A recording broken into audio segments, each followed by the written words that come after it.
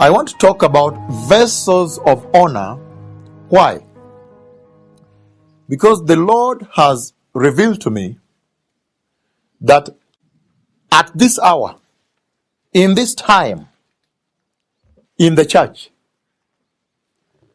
there are certain requirements that the Lord has levied upon the church. You see that? He has laid certain requirements upon the church. The Lord has compelled me to have this conversation with you regarding vessels of honor. The vessels of honor in the church at this hour. Because He has made me know that there are certain benchmarks, there are certain requirements,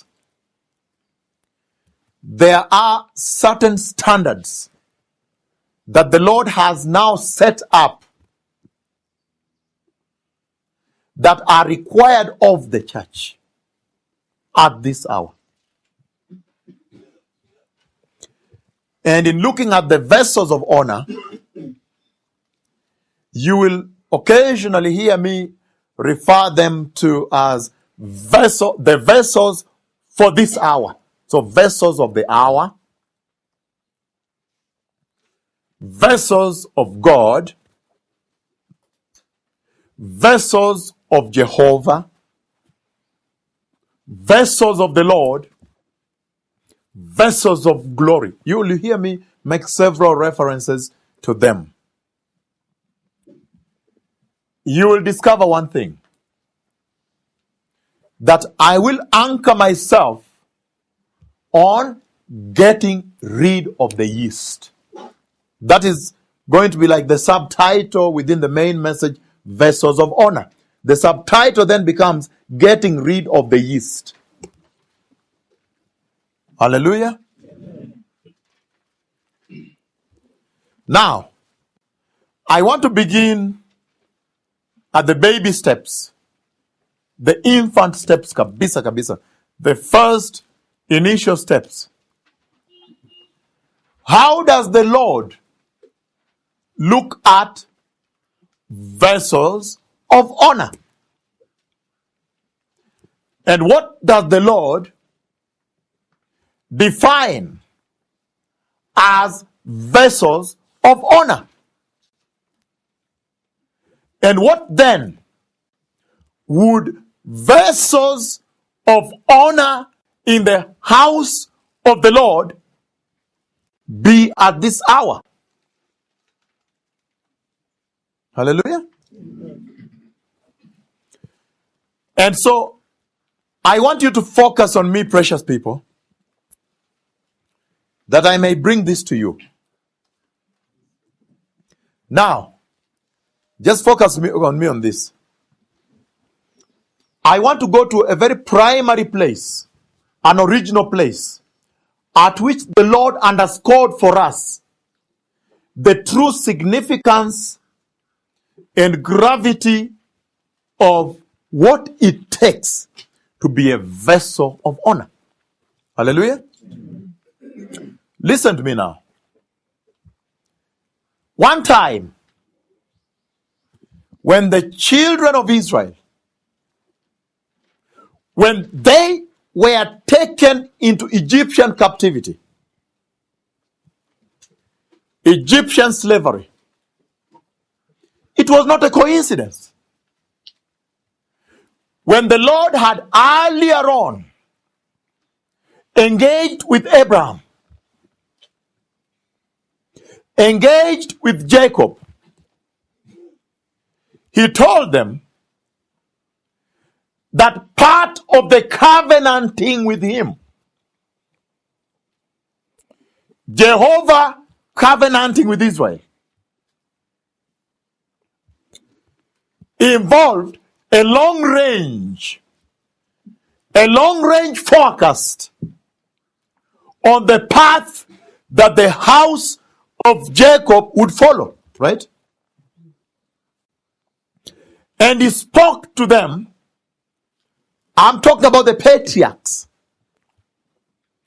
And he said that I will bless you, but at one time your descendants will go into Egyptian slavery for some time. And when they enter into Egyptian slavery, they will be there for a dispensation. But when all things will be heavy on them, when the Egyptian slavery will be very cruel over their lives, then I, Jehovah, will now turn around and deliver the house of Israel, house of Jacob, from Egypt and bring you back to the promised land. Did somebody hear me? Yes. So that was part of the covenant. And so when the house of Jacob went into Egyptian slavery, it was not accidental, coincidental. It was a well orchestrated and well planned path of the Lord for the children of Israel, right? And now listen to this. It was during that time when they were in Goshen, Egyptian slavery, that at one time their slave masters became excessively brutal, abusive, and cruel over them. Why? Because their population was increasing much faster. So it became a demographic war. You understand me? Yes. And you see right now, even in Israel and in the Arab world, in the Promised Land, in that whole region, there is a very serious demographic war going on. Let's have more children, vote them out. You understand? Whatever. There's some kind of demographic war going on. So the Egyptian slave masters became very cruel. And it was during the height of that cruelty that the children of Israel remembered. It all of a sudden occurred to them that, hey, isn't Jacob our father? Isn't he known for the covenant he raised with the Lord? They said, hey, is it the God of heaven, known as the God of Jacob? Didn't the God of our father Jacob make a covenant with us? Hallelujah. And that is when they remembered. And then they activated that covenant. And in that covenant, they began to cry out to Jehovah, the God of Jacob. And when they cried out to the God of Jacob, because of the heavy weight, pensic, pensa, very heavy. Because of the heavy weight, heavy burden of the Egyptian slavery, then the Lord heard their cry.